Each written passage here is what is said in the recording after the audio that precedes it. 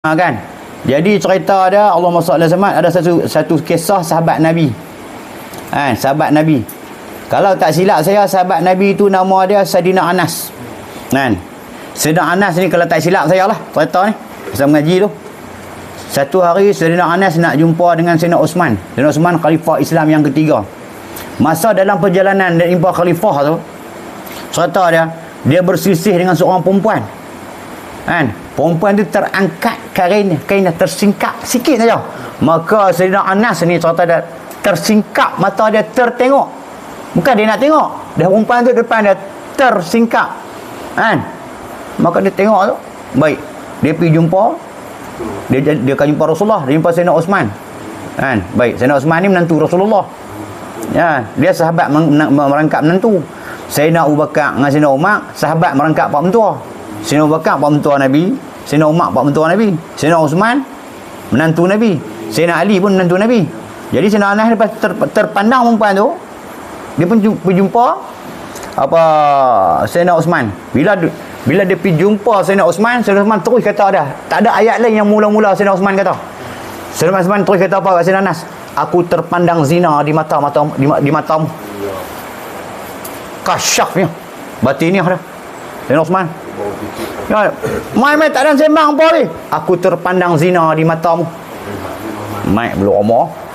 Tak jawab apa pula jawab kepada Sayyidina Anas. Wahai Amirul Mukminin. Dia kata masa tu dia khalifah kan. Adakah wahyu turun semula selepas Rasulullah wafat? Terus dia tanya. Adakah wahyu turun semula setelah Rasulullah wafat? Mafhum lagu tu? Dia pasal apa hang tanya lagu tu? Sebab orang mukmin boleh tuduh mata saya macam tu. Dia tak ada. Wahyu ni habis kat Rasulullah kan. Lepas tu dia kata, masa saya nak mai saya jumpa Amirul Mukminin khalifah, mata saya tersingkap, tercuri tengok. Tercuri ni mana sengaja, dia tak tercuri, dia tersingkap. Jadi Amirul Mukminin terus sebut ada zina di matamu. Jadi tengok perempuan tu, lelaki tengok perempuan tengok lelaki. Dalam ilmu tasawuf dia kata apa? Zina mata.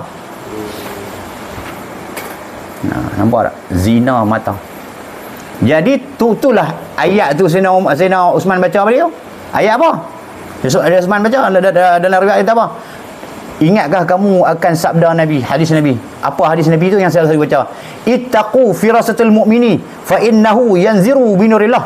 Takutlah kamu akan firasat orang yang beriman. Sesungguhnya ia telah melihat dengan cahaya Allah.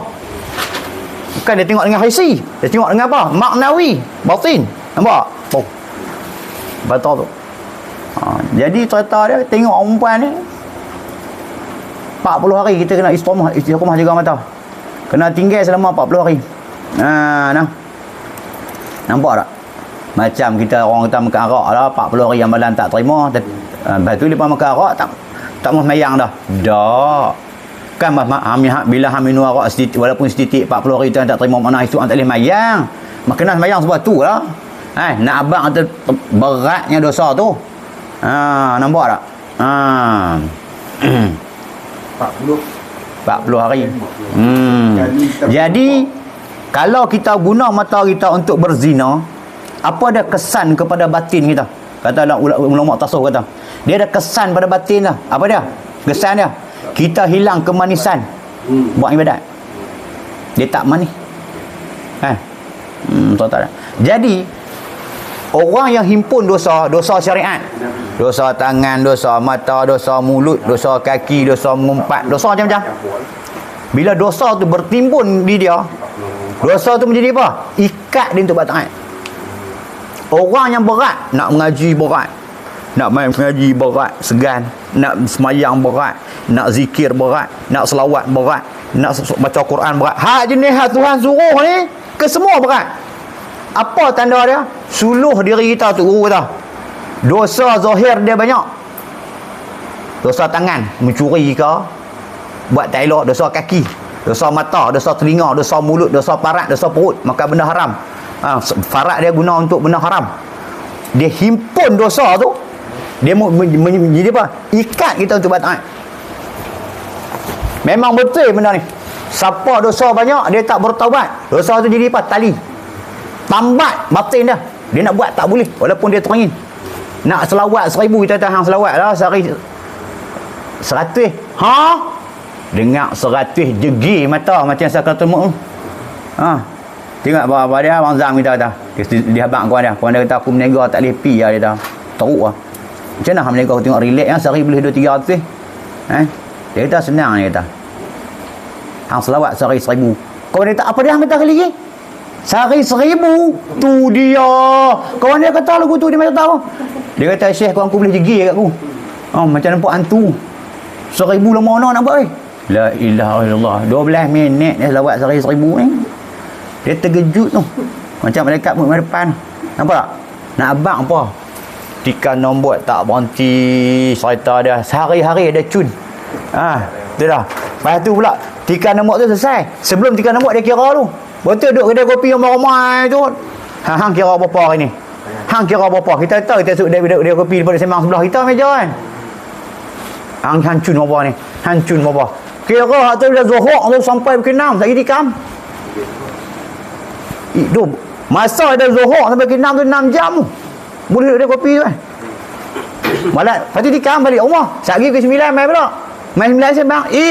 Lari semata. Lari dia orang kata. Sembang tajuk tak kena tu pula. Sampai pukul 2. Sampai mati.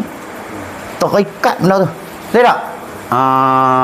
Cerita dia. Ingat ni segala dosa kita, dosa syarak kita ni, kalau kita tak tobat kenapa? Buang tak mau dah. Dia akan jadi apa? Lilitan.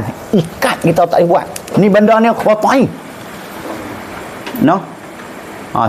Jadi orang yang rajin ngaji ni, rajin buat ibadat ni cerita dia.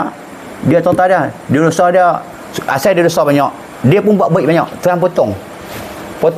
Contoh, hak jahat 1000, hak baik 2000, menang dah.